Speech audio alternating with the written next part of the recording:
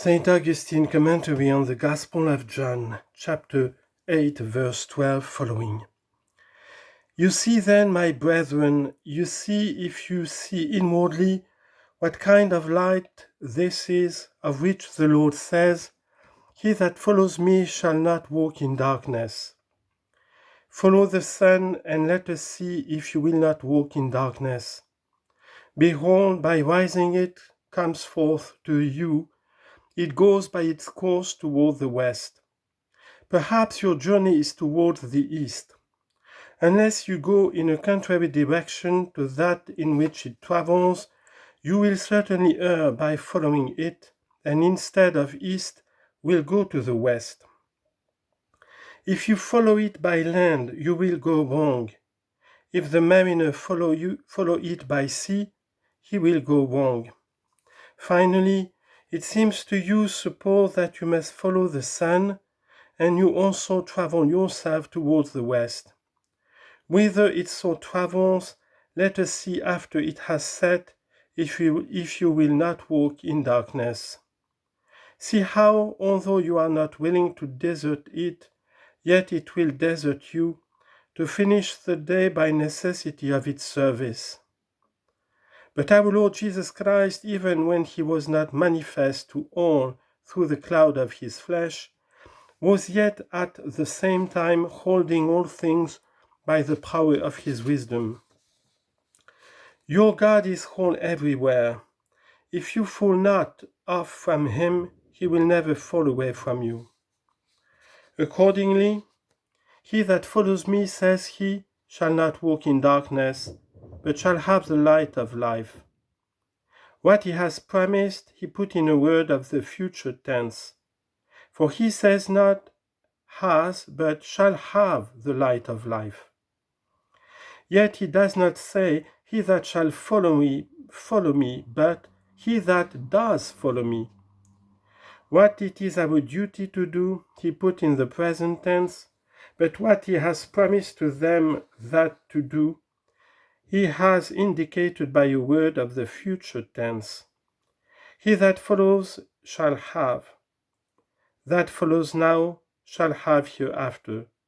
Follows now by faith shall have hereafter by sight. For while we are in the body, says the Apostle, we are absent from the Lord. For if we walk by faith, not by sight. 2 Corinthians chapter 5, verse 6 and 7. When shall we walk by sight? When we shall have the light of life, when we shall have come to that vision, then this night shall have passed away. Of that day indeed which is to arise it is said, in the morning I will stand near you and contemplate you. Psalm 5 verse 4. What does it mean in the morning? When the night of this world is over, when the terrors of temptations are over, when that lion which goes about roaring in the night, seeking whom it may devour, is vanquished. In the morning I will stand near you and contemplate. Now what do we think, brethren, to be our duty for the present time? But what is again said in the psalm, every night through will I wash my couch. I will moisten my bed with tears. Psalm 6, verse 6. Every night through, says he, I will weep. I will burn with desire for the light. The Lord sees my desire, for another psalm says to him, all my desire is before you, and my groaning is not hid from you. Psalm 38, verse 10. Do you desire gold? You can be seen. While seeking gold, you will be manifest to men. Do you desire corn? You ask one that has it, whom also you inform, while seeking to get at that which you desire. Do you desire God? Who sees but God? From whom then do you seek God, as you seek bread, water, gold, silver, corn? From whom do you seek God except from God? He sought from himself who has promised himself. Let the soul extend her desire, and with more capacious bosom seek to comprehend that which eye has not seen, nor ear heard, nor has entered into the heart of man. 1 Corinthians chapter 2, verse 9. Desire it can, long for it we can, pant after it we can. But worthily conceive it, worthily unfold it in words we can't. Wherefore, my brethren, since the Lord says briefly, I am the light of the world, he that follows me shall not walk in darkness, but shall have the light of life. In these words he has commanded one thing, promised another. Let us do what he has commanded, that we may not, with a shameless face, demand what he has promised. That he may not say to us in his judgment, have you done what I commanded, that you should expect what I promised? What have you commanded then, O Lord our God? He says to you, that you should follow me. You have sought counsel of life? Of what life, but of that of which it is said, with you is the fountain of life?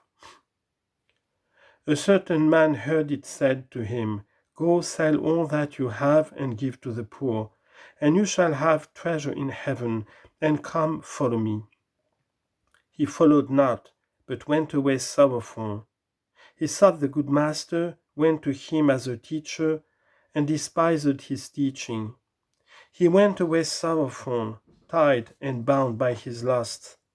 He went away sorrowful, having a great load of avarice on his shoulders. He toiled and fretted. And yet he thought that he who was willing to rid him of his load was not to be followed but forsaken.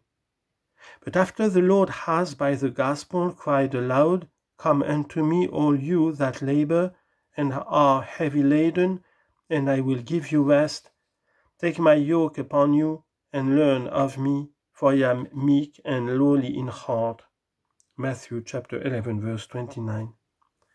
How many on hearing the gospel have done what that rich man on hearing from his own mouth did not do?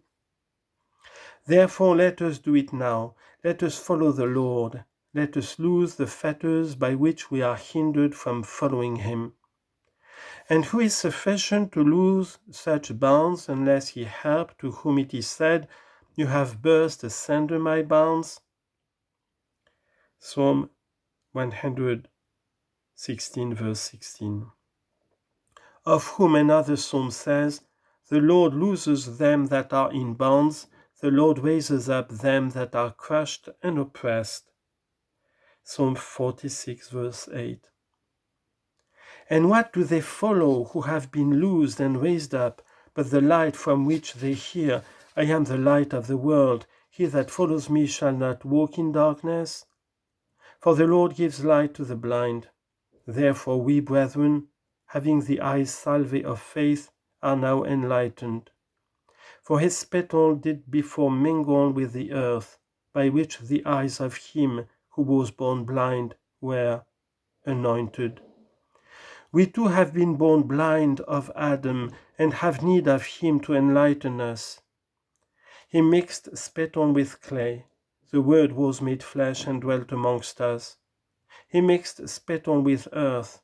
Hence it was predicted, truth has sprung from the earth. Psalm 85, verse 11. And he said himself, I am the way, the truth, and the life. When we shall see face to face, we shall have the full fruition of the truth, for this also is promised to us. For who would dare hope for what God had not deigned either to promise or to give? We shall see face to face. The apostle says, now I know in part, now through a glass darkly, but then face to face. 1 Corinthians chapter 13, verse 12. And the apostle John says in his epistle, beloved, now are we the sons of God, and it has not yet appeared what we shall be. We know that when he shall appear, we shall be like him, for we shall see him even as he is. 1 John chapter 3, verse 2. This is a great promise. If you love, follow. I do love, do you say, but by what way am I to follow? If the Lord your God had said to you, I am the truth and the life, in desiring truth and longing for life, you might truly ask the way by which you might come to these, and might say to yourself, a great thing is the truth, a great thing is the life. Were there only the means whereby my soul might come thereto? Do you ask by what way? Hear him say at the first, I am the way. Before he said whither, he premised by what say I am, says he, the way. The way whither, and the truth and the life. First he told you the way to come, then whither to come. I am the way, I am the truth, I am the life. Remaining with the Father, the truth and life, putting on flesh, he became the way. It is not said to you labor in finding a way to come to the truth and life. This is not said to you, sluggard, arise. The way itself has come to you and roused you from your sleep. If, however, it has roused you, up and walk. Perhaps you are trying to walk and are not able because your feet ache. How come your feet do ache? Have they been running over rough places at the bidding of avarice? But the word of God has healed even the lame. Behold, you say, I have my feet sound, but the way itself I see not. He has also enlightened the blind.